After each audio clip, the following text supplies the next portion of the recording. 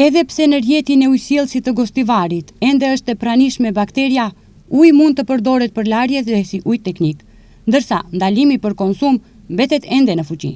Megjithse autoritetet më herët kishin paralajmëruar se kjo bakterie mund të shkaktojë infeksionet e lëkurës, syve, veshëve dhe traktit urinar, pas mbledhjes së fundit të shtabit kryesor të krizës, u bë e ditur se uji është i sigurt për përdorim teknik.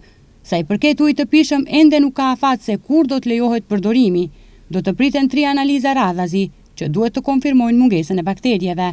Ministri i Punëve të Brendshme u bëri apel qytetarëve që sa më shpesh ta lënë ujin të rrjedh nga çezmat, pasi krahas hiperklorinimit ajo ndihmon në përshpejtimin e procesit të pastrimit të rjetit. Все още имам истата фактичка состојба од аспект на квалитетот на водата, односно немаме вода која што може да соопштиме дека е исправна вода за пиење.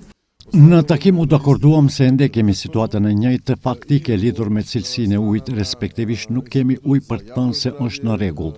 Mbetemi në rekomandimet e mëparshme. Matja do të bëhet më shpesh dhe sapo të kemi 3 rezultate të njëpasnjëshme në të gjitha pikat e matjes në qytet, atëherë qytetarët do të njoftojmë se krahas për përdorim teknik, uji mund të përdoret edhe për pije. Bëhet fjalë për bakterien Pseudomonas aeruginosa, e cila zakonisht shfaqet në ujë të ndenjur. Në periudhën e ardhshme do të shtohen matjet e cilësisë së ujit në pika të ndryshme të rjetit, ndërsa procesi i hiperklorinimit do të vazhdojë. Sipas autoriteteve, ky bakter shfaqet në ujë të ndenjur që nuk ka qarkulluar në përçezma.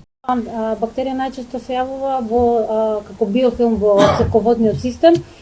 Bakteria më shpesh paraqitet në sistemin e ujësjellësit kur uji nuk qarkullon, duke marrë parasysh se kishte ndalesë që uji të mos përdoret as teknikisht e as për pije dhe për këtë shkak është vepruar konform protokolleve. Është rritur niveli i klorimit, është bërë pastrimi i rjetit të ujësjellësit dhe si laborator këto procese i ndjekim vazhdimisht.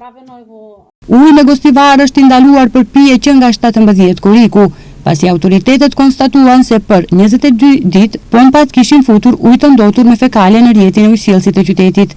Më 19 korrik u shpall epidemi, ndërsa më 21 korrik qeveria shpalli gjendje krize 30 ditore në qytet.